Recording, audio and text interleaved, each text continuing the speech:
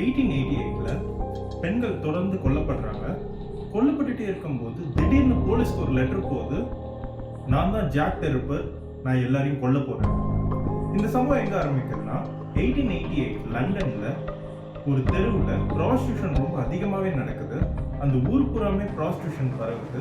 அதுக்கப்புறம் நார்மலான ஒரு பொண்ணு கூட அந்த தெருவில் நடக்க முடியல.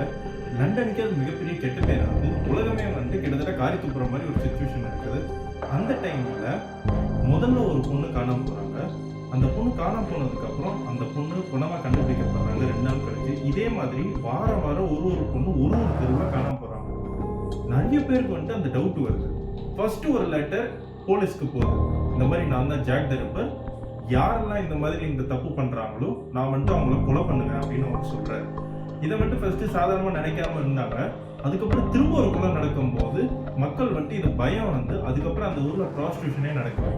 இதை போலீஸ் பயங்கரமா இன்வெஸ்டிகேட் பண்ணி அங்க இருக்கிற கார்பெண்டர்ஸ், டாக்டர்ஸ், ஏன் ராஜ குடும்பத்தை சேர்ந்தவங்க எல்லாம் கூப்பிட்டு போய் இன்வெஸ்டிகேட் பண்ணாங்க. ஆனா இப்ப வரைக்கும் யாரும் கண்டுபிடிக்க முடியல. 130 வருஷமா இது ஒரு மர்மமாவே இருக்கு.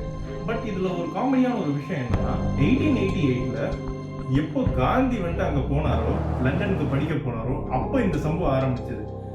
காந்தி எப்போ படிச்சு முடிச்சுட்டு இங்க வந்தாரோ அந்த சம்பவம் நின்றுச்சு.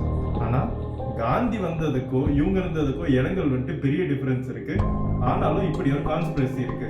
இந்த சம்பவத்தை பத்தி நீங்க என்ன நினைக்கிறீங்கன்றத கமெண்ட் செக்ஷன்ல கமெண்ட் பண்ணுங்க. இந்த வீடியோ உங்களுக்கு பிடிச்சிருந்தா லைக் பண்ணுங்க, ஷேர் பண்ணுங்க, சப்ஸ்கிரைப் பண்ணி ஃபாலோ பண்ணி சப்போர்ட் பண்ணுங்க.